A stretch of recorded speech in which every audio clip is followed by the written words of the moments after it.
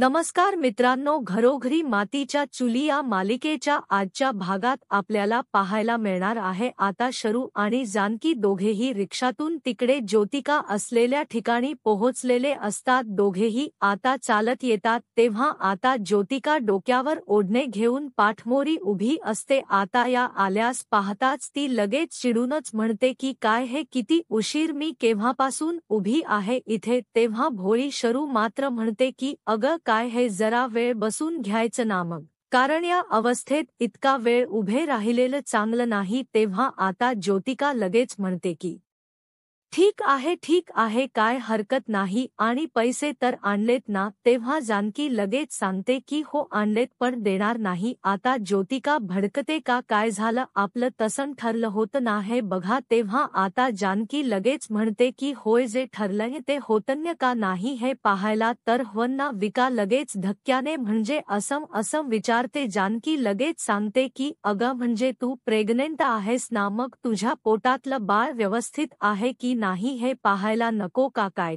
Checkup तर करत आहेस ना, आणि सोनोग्राफी तर केली ना तू, कारण त्यातूनच तर पोटातल्या बाळाबद्दल कळतं ना, तू तर तुझ्या पोटातलं बाळ देणार आहेस आमच्या शर्वरी वंशांना, मग ते बाळ सेफ आहे की नाही हे पाहण्याचा अधिकार आहे आम्हाला, बरोबर ना शर्वरी वंश, असं म्हणत आता जानकीने या ज्योतिकाची चांगलीच जिरवलेली असते। त्यानंतर शरूला देखील जानकीचं म्हणणं पटतं, ती सांगते की होय वहिनीना बरोबर बोलतीये, अगं तुझी आणि बाळाची काळजी आहे आम्हाला म्हणून बोलतोय आम्ही, तू व्यवस्थित वेळेत चेकअप तर करत आहेस ना। ही ज्योती पुन्हा भडकते, ती म्हणते की हो तुमची काळजी तर दिसतच आहे, आणि तुम्हा दोघींना नक्की काय म्हणायचे, मी तुमच्याकडून पैसे उकळते का बाळाच्या नावाखाली नुसता। आता ती रागारागाने बोलत असते तेव्हा जानकी मात्र म्हणते की ज्योतिका अगं शांत हो, तू प्रेग्नेंट आहेस हे विसरलीस का, अगं गरोदर बाईने अशी चिडचिड करू नये, त्रागा करू नये, त्याचा परिणाम पोटातल्या बाळावर होत असतो। आणि हो आता प्रेग्नेंट आहे म्हटल्यावर अनेक टेस्ट असतात, रिपोर्ट्स असतात, तेच रिपोर्ट्स हवे आहेत आम्हाला। ते ऐकून ज्योतिका पुन्हा चिडते आणि म्हणत असते की का तुमचा माझ्यावर विश्वास नाहीये का, आपला हा सगळा व्यवहार विश्वासावर तर ठरला होता। जानकी स्पष्टपणे सांगते की होय, परंतु विश्वास दोन्ही बाजूंनी असायला हवा। आश्चर्याने पाहत राहते तेव्हा जानकी सांगते की हो अहो, आपला हिच्यावर विश्वास आहे म्हणूनच तर एवढे 2 लाख रुपये दिलेत ना हिला, आणि जर का उरलेले 1 लाख रुपये हवे असतील ना तर रिपोर्ट्स आणून दे, हरकत नाही, जेव्हा रिपोर्ट्स मिळतील तेव्हा ये आणि पैसे घेऊन जा, असं म्हणत जानकी आता शरूला घेऊन जाणार असते। ते ज्योतिका लगेच दोघींना अडवते आणि सांगत असते की मी आत्ताच माझ्या डॉक्टरांना फोन करते आणि रिपोर्ट्स बद्दल बोलून घेते, रिपोर्ट्स मागवते। तेव्हा आता जानकी लगेच म्हणते की काय डॉक्टरांना फोन करतीय, हरकत नाही, आमच्या समोरच कर आणि फोन स्पीकर वर टाक, म्हणजे काय आहे ते आम्हालाही कळेलच ना। आता शरूला म्हणत असते की काय हे या सगळं काय बोलताय, आता माझ्यावर एवढाही विश्वास नाही का। शरू मात्र भोळ्यासारखी म्हणते की नाही, असं काहीही नाहीये, जा तू बोलून घे डॉक्टरांशी। जानकी मात्र तिला अडवण्याचा प्रयत्न करते, वंश हो असं सांगत असते, परंतु आता या ज्योतिकाला संधीच मिळते, ती लगेच बाजूला जाऊन कुणाला तरी कॉल करणार असते। तर इकडे जानकी म्हणते की वंश हो काय आहे, तेव्हा शरू सांगते की वहिनी जर का रागाच्या भरात तिने काही केलं ना तर आपलीच वाट लागेल। आता शर्वरी जानकीला शांत राहायला सांगत असते, जानकीला मात्र हे पटत नसतं, तर इकडे ही ज्योतिका मात्र बाजूला जाऊन ऐश्वर्यालाच कॉल करणार असते, आणि तितक्यात ऋषी देखील तिकडे पोहोचलेला असतो। तो दुरूनच जानकी आणि शरूला पाहतो, या दोघे इथे काय करताय हा प्रश्न त्याला पडलेला असतो, आणि त्यानंतर त्याचं लक्ष या ज्योतिकाकडे जातं। तेव्हा ही बाई नक्की कोण असेल याचाच तो विचार करत असतो। त्याच वेळेस इकडे आता आशीर्वाद बंगल्यावर सुमित्रा नानांना चहा आणून देते, आणि तितक्यातच आता विक्रांत आणि मालती देखील तिथे येतात, आणि आम्ही देखील येऊ का चहा घ्यायला असं असूनच विचारतात. आता सुमित्रालाही खूप आनंद होतो. नानाही म्हणत म्हणत असतात की हो या विहीन बाई जावई बापू या सारंगही तिथेच असतो. त्यानंतर सुमित्रा दोघांनाही आत बोलावते, आदराने खाली बसवते आणि प्रेमाने म्हणत असते की अहो फक्त चहा कशाला, छान गरमागरम बटाटे वडेच करते. तेव्हा आता मालती सांगते की नाही हो, आम्ही अगदी सहजच आलो होतो, शर्वरी चेकअपला गेलीये, त्यानंतर ती इथेच येणार होती, आम्ही देखील सहजच बाहेर पडलो. म्हटलं इकडेच यावं, चोरटीचं देखील सगळ्यांनी ठरवलं असतं आणि त्यानंतर आम्ही तिघेही एकत्र घरी गेलो असतो. ते ऐकून सुमित्रा म्हणते की हो हे मात्र तुम्ही अगदी व्यवस्थित केलं. ही चोरओटी ही माहेरीच भरतात, त्यामुळे कार्यक्रम इथेच करूयात. तेव्हा आता मालती मात्र सांगते की नाही, चोरटी आमच्याच घरी होणार, कारण तसंही तुम्ही आणि नानासाहेब कधी आमच्याकडे येतच नाहीत. आता ते ऐकून नाना सांगतात की अहो तसं नाही, बाळाचं बारसं झाल्यानंतर आम्ही येऊच की तुमच्याकडे, परंतु माझ्या लेकीचं पहिलं बाळंतपण आहे, ते बाळंतपण आणि त्याचे सगळे कार्यक्रम इथे याच घरात होऊ देत. आता देव्हा सारंग देखील हसूनच म्हणतो की हो ठरलं तर मग आता शेरू ताईच्या चोराच्या ओटीचा कार्यक्रम इथेच होणार. तेव्हा आता सगळेजण आश्चर्याने पाहू लागतात. मात्र सांगते की अरे सारंग, चोर ओटी म्हणतात रे. सारंग म्हणतो की हो सॉरी, म्हणजे आता शरू ताईची चोरोटी इथेच या घरी तिच्या माहेरी होणार. तर ती सांगते की ठीक आहे, तर मग आता कधी करायची तेही ठरवा. तेव्हा सुमित्रा सांगते की अहो उद्याच करूयात ना. तेव्हा आता सगळेच जण हसतच खुश होतात आणि उद्या आता शेरूच्या चोरटीचा कार्यक्रम ठरलेला असतो. त्याच वेळेस इकडे ही ज्योतिका जेव्हा आता या ऐश्वर्याला कॉल करते, ती रागाने म्हणत असते की काय अगं, तू डोक्यावर पडली आहेस का? त्या जानकी आणि शर्वरी समोर मला काय फोन करतेस? अगं जरा मॅनेज करायचं होतं नाही. ज्योतिका सांगते की अहो त्या दोघी माझ्याकडे रिपोर्ट्स मागताय. आता जर का मी प्रेग्नेंटच नाहीये तर कुठून आणू रिपोर्ट? तेव्हा आता इकडे ऐश्वर्या विचारते की काय त्या दोघी तुझ्या समोरच आहेत का? ज्योतिका सांगते की हो, परंतु मी तुमच्याशी बोलायला जरा पुढे आलीये. आता ही शातीर ऐश्वर्या सांगत असते की हो ना, तुझ्या बाजूलाच आहेत ना त्या, मग तुझ्या तोंडाचा भूगोल ना जरासा नीट कर चेहऱ्यावरून. तिला कळेल की तू खोटं बोलून फसवते तिला, त्यामुळे जरा नॉर्मल रहा, पॅनिक होऊ नकोस. आता त्याप्रमाणे ही ज्योतिका देखील चेहऱ्यावर खोट हसू आणत असते. ऐश्वर्या पुन्हा रागाने म्हणत असते की अगं मूर्ख आहेस का, जरा सांभाळून घ्यायचं ना. तेव्हा ही ज्योतिका म्हणते की आता जर का माझ्या मूर्खपणाचं बोलून झालं असेल तर रिपोर्ट्सच काय करायचं ते सांगाल का?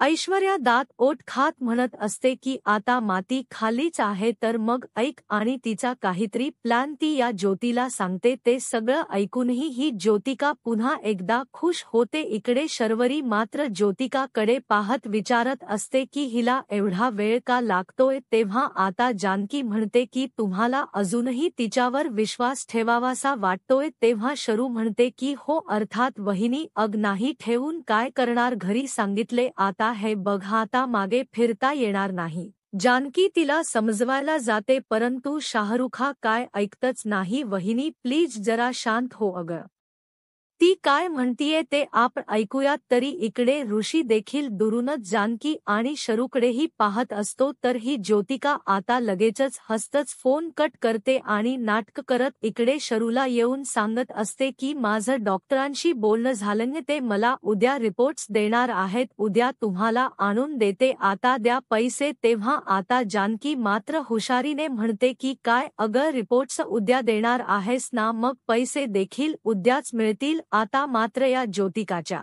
चेहऱ्यावरचे रंग उडतात. ती धक्के शक्यानेच काय असं उद्गारते. तर शरू देखील म्हणते की वहिनी अगती मात्र स्पष्टपणे सांगते की नाही तुमचा असेल, परंतु माझा मात्र हिच्यावर जराही विश्वास नाहीये. अहो जर काहीने आपल्याला उद्या हिज्जा बाळ दिलंच नाही तर काय करणार आहोत आपण? आता मात्र या ज्योतिकाचा संताप होत असतो. आता नाटक करतच लगेचच डायरी आणि पेन ती बाहेर काढते. शेरू धक्क्याने विचारत असते की अगं काय करत आहेस तू? तेव्हा ज्योतिका म्हणते की नाही आता ना, मी यांना लेखीच लिहून ठेवून देते, त्याशिवाय जानकी रणदिव्यांचा विश्वास बसणार नाही ना. तिला मात्र हा सगळा नक्की काय प्रकार सुरू आहे ते काही कळेनास झालेलं असतं. इकडेच योतिकाने आता डायरीत काहीतरी लिहिलेलं असतं आणि ती लगेच ऍक्टिंग करत म्हणत असते की ऐका, लिहिलं मी यात की मी ज्योतिका 3 महिन्यांची गरोदर असून मी माझं बाळ मला मंदिरात भेटलेल्या शर्वरी यांना देणार आहे. बाळ जन्माला आल्यानंतर आई म्हणून जन्म दाखल्यावर शर्वरी याच नाव असेल. नकोय, शर्वरी या आई होऊ शकत नाही, म्हणूनच मी माझं बाळ त्यांना देणार आहे. आणि होय, त्या बदल्यात जानकी रणदिवे मला पैसे देणार आहेत. या संपूर्ण व्यवहाराच्या साक्षीदार जानकी रणदिवे या असतील असं म्हणत आता हा कागद ही ज्योतिका जानकीला देत असते, मात्र काहीच बोलत नाही आणि तिच्या हातातील ते पेज देखील ती घेत नसते. तेव्हा ही ज्योतिका म्हणते की अहो, एक काम करा, ही डायरीज घ्या ना. ही डायरी कुणाची आहे तुम्हाला माहिती आहे का? माझ्या प्रियकराची आहे आणि ज्याचं बाळ माझ्या पोटात आहे. आणि शर्वरी ताई, बाळ जन्माला आल्यानंतर ते माझं आहे हे मी कधीच कुणालाही सांगणार नाही. ते ऐकूनही शरू मात्र खुश होत असते. जानकी मात्र संशयाने पाहत असते. इकडे ही ज्योतिका पुन्हा पुन्हा तिला म्हणत असते की अहो, घ्या ना, ही डायरी घ्या. आता फक्त मी तुम्हाला इतकंच देऊ शकते. मात्र म्हणते की वहिनी, आता झालं का, तुझं समाधान घे, आता ती डायरी घे. तेव्हा आता जानकी या ज्योतिका कडून ती डायरी घेते, पर्समध्ये ठेवते. शरू सांगते की दे आता पैसे. आता जानकीचा नाविलाज असतो. इच्छा नसताना देखील पर्समधील 1,00,000 रुपये काढून ती या ज्योतिकाच्या हातात देत असते. आणि हे सगळं काही इकडे ऋषीने पाहिलेलं असतं. त्यानंतर शरू असूनच सांगते की काळजी घे. तेव्हा हीच योतिका असं तर चौकार देते आणि पैसे घेऊन तिकडनं जात असते. ऋषीला मात्र हे अजिबात आवडलेलं नसतं, परंतु काही बोलता तो तसाच तिकडनं निघून जातो. जानकी मात्र खूप काळजीत असते. त्याच वेळेस इकडे आता घरी सुमित्रा आणि मालतीच्या गप्पा रंगलेल्या असतात. मालती सांगत असते की हो, आपल्या वेळेला नाही का ते चंद्रावर बसून फोटो वगैरे काढायचे. तेव्हा सुमित्रा सांगते की हो, माझं ना सगळं चांदण्यात केलं होतं. नाही म्हणजे पांढरी फुलं, पांढरी बासुंदी, सगळे पांढरे पदार्थ, कपडे देखील त्याच पद्धती. सारंग बोलून जातो की आणि केस ते देखील पांढरेच गेले होते की काय. आता सर्वच जण हसू लागतात. तितक्यात ही डोंगी ऐश्वर्या सर्वांसाठी गरमागरम बटाटे वडे आणि चहा घेऊन तिकडे येते. आता सुमित्रा आश्चर्यानेच विचारते की अगं, काय हे तू केलंस का? तेव्हा आता नाटकी ऐश्वर्या सांगत असते की हो आई, अहो, मला इतका छान चहा जमत नाही आणि तुमच्यासारखे खमंग बटाटे वडे तर मला कधी आयुष्यात जमणार नाही. पण आता जानकी घरात नाहीये म्हटल्यावर वर माझं देखील काही कर्तव्य आहे की नाही. आणि आता रणदिवेंच्या घरातील पाहुण्यांचा स्वागत चांगलं जोरदार व्हायला हवं की नाही, म्हणूनच तर माझा हा छोटासा प्रयत्न घ्या ना, असं म्हणत ती आग्रह करत असते. तेव्हा आता इकडे विक्रांत त्या वड्यांची टेस्ट घेतो आणि खुश होऊन म्हणत असतो की वा, मस्त झालेत बटाटे वडे आई, टेस्ट घे ना. तेव्हा मालती देखील आता वडे टेस्ट करते आणि खुश होऊन कौतुक करत सांगत असते की छान झाले तो बटाटे वडे ब्र का सुमित्रा ताई, अहो, तुमची धाकटी सून देखील सुंदर आहे, सुगरण आहे. नाही म्हणजे मी या घरात फक्त जानकीचंच कौतुक ऐकता आली आहे, परंतु हिचे गुण देखील काय लपत नाहीये. तेव्हा सुमित्रा हस्तच टोमणा देत म्हणते की हो, अगदी खरं बोललात तुम्ही, हिचे गुण ना कधीच लपत नाहीत. ऐश्वर्याच्या चेहऱ्यावरच हसू मात्र उरतं. सारंग देखील गप्पच होतो. तर आता मालती आणि विक्रांत चहा घेत असतात. मालती पुन्हा कौतुक करत म्हणत असते की हो, चहा देखील सुंदर झालाय.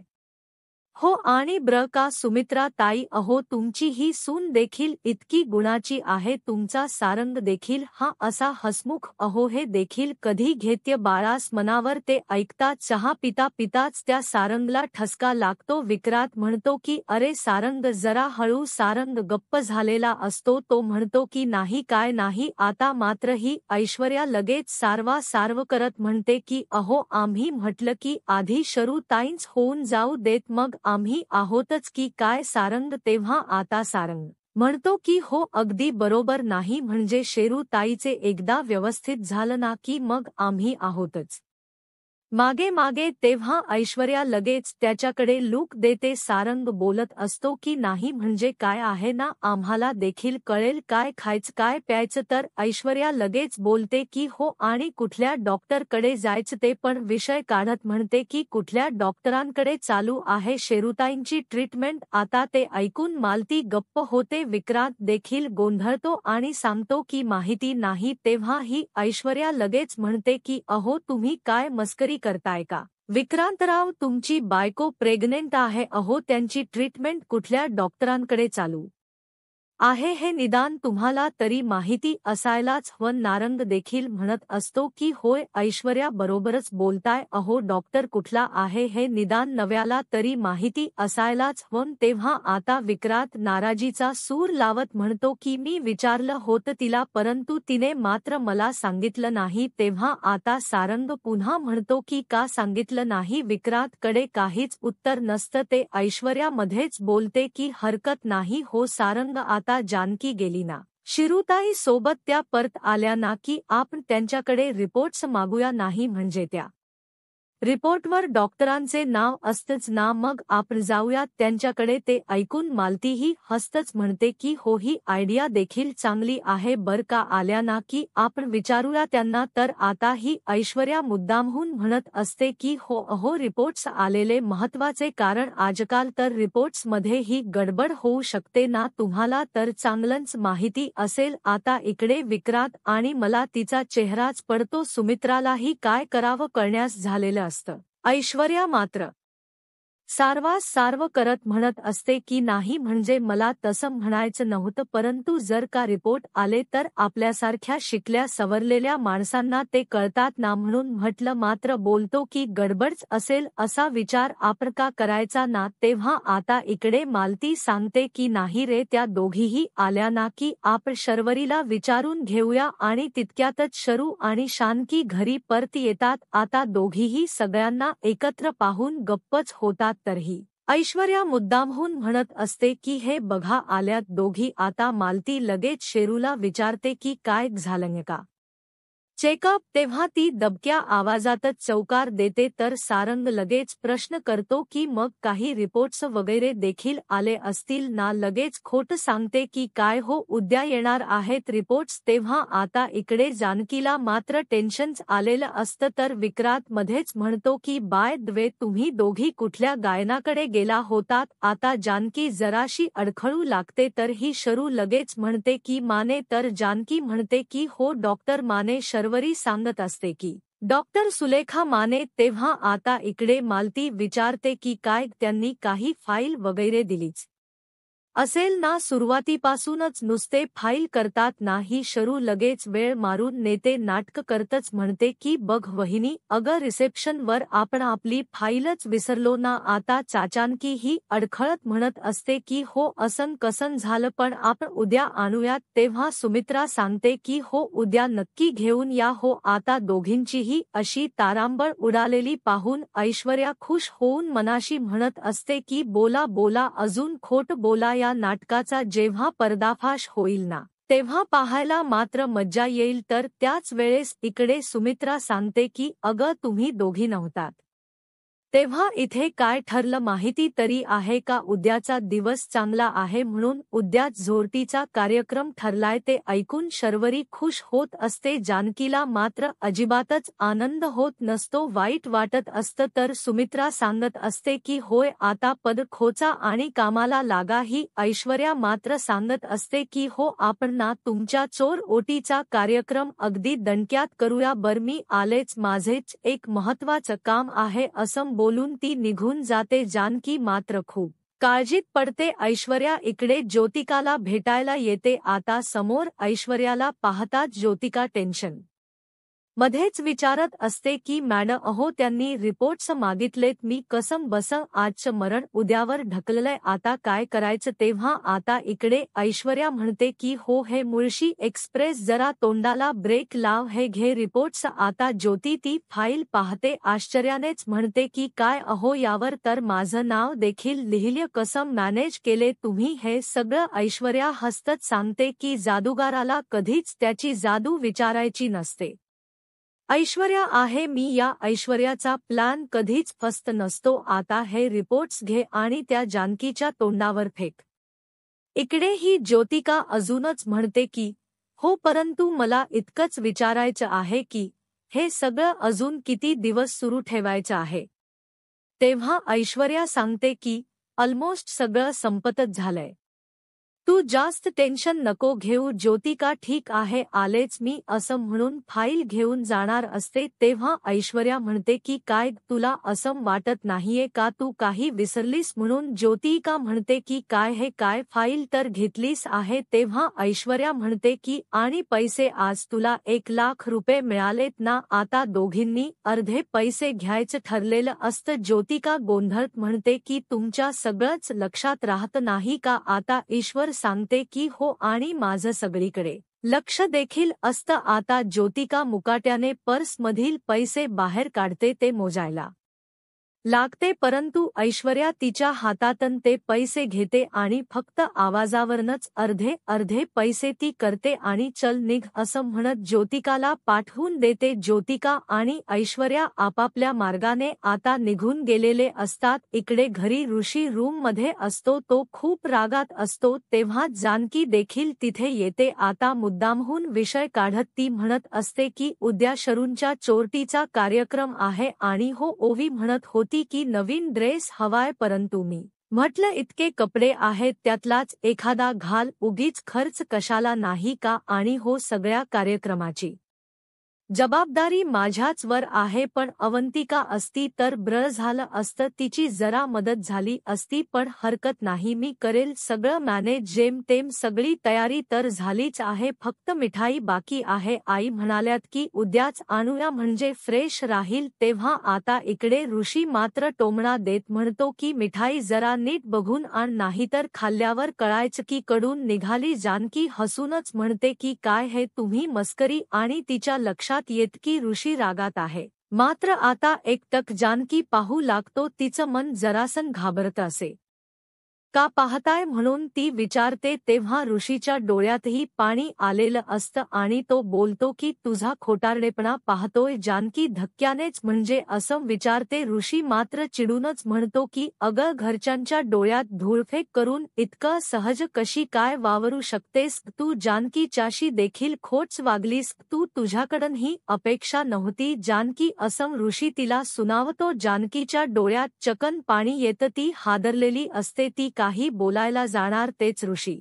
वैतागून म्हणतो की बस अगं तुझ्याकडून ही अपेक्षा नव्हती खोट्या कहाण्या रचून मला सांगू नकोस कारण मी स्वतःच्या डोळ्यांनी पाहिलं तुला आणि शरूला त्या बाईला भेटताना तिला पैसे देताना लगेचच रडतच होकार देत असते तर ऋषी पुन्हा विचार करत म्हणतो की 1 मिनिट मागचे 2,00,000 देखील तू त्याच बाईला नेऊन दिले असशील ना हो की नाही असं तो ओरडूनच विचारतो जानकी रडतच खाली बसते आणि म्हणत असते की हे खरं आहे जे होतं ते चांगल्यासाठीच होतं किती दिवसांपासून मला हे तुम्हाला सांगायचं होतं पण तेच ऋषी ओरडूनच विचारतो की अगं कधी सांगणार होतीस तर नक्की प्रकरण काय आहे हे ठाऊकच नसतं तो रागारागाने ओरडून विचारत असतो की अगं तुझं नक्की काय चाललंय कोण होती ती बाई तुम्ही जेव्हा भेटलात तेव्हा काहीच कळत नव्हतं मी घरी आलो जेव्हा तुझी पर्स चेक केली तेव्हा मला त्यात काय सापडलं ही चिठ्ठी अगं एवढा मोठा विश्वासघात करताय तुम्ही माझा आईचा घरातील सगळ्यांचा असं म्हणत रागानेच तो ती चिठ्ठी खाली फेकतो जा आता खूप संताप होत असतो जानकी रडतच म्हणते की नाही हो ऋषिकेश एकदा माझ्या डोळ्यात बघा आणि विचार करा तुमची जानकी असं करू शकते का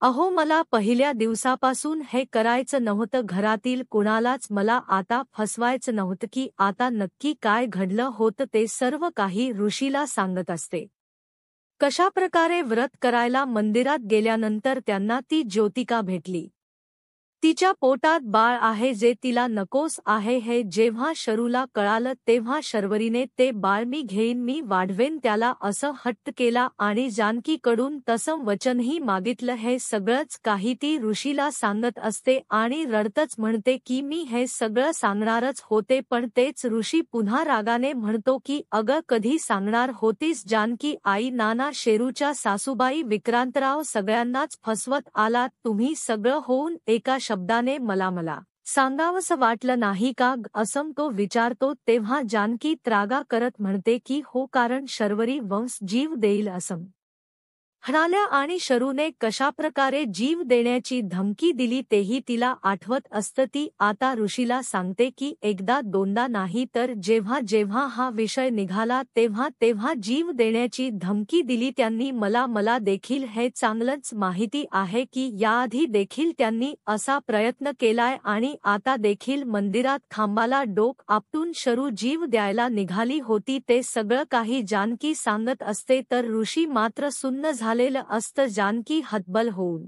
रडतच म्हणत असते की अहो मला देखील हे सगळं तुम्हाला सांगायचं होतं माझ्या मनावर खूप मोठं ओझं होतं परंतु कळत नव्हतं हे सगळं मी तुम्हाला कसं सांगू तर ती रडतच म्हणत असते की होय चुकलं माझं मला प्रत्येक वेळेला येऊन वाटत होतं की तुम्हाला सांगावं परंतु ती योग्य वेळ कधी आलीच नाही ऋषिकेशी असं म्हणत ती रडत असते तर मित्रांनो आजचा हा भाग इथेच संपतो तर पुढील भागात ऐश्वर्या पुन्हा एकदा तिचा मास्टर प्लॅन रचत असते तिने बोर्डवरच शर्वरी आणि जानकीची नावे लिहिलेली असतात खुश होऊन म्हणत असते की एकीकडे ते शरूच्या चोरओटीचा कार्यक्रम होईल आणि दुसरीकडे त्या जानकीच खोट सगळ्यांच्या समोर येईल त्याच वेळेस दुसऱ्या दिवशी आता जानकी या ज्योतिकाला भेटायला आलेली असते आणि तिला प्रश्न करते की समजा तुझ्या प्रियकराने जर का तुला तुझ्या बाळासहित स्वीकारायचं ठरवलं तर मग तू काय करशील आता ही ज्योतिका गोंधळते आणि म्हणत असते की या जर तरच्या गोष्टींसाठी ना माझ्याकडे वेळ नाहीये ती लगेच तिकडन जायला लागते जानकी मात्र म्हणत असते की ये थांब परंतु ज्योतिका पुढे पुढे पळत असते तितक्यात ऋषी आता इन्स्पेक्टर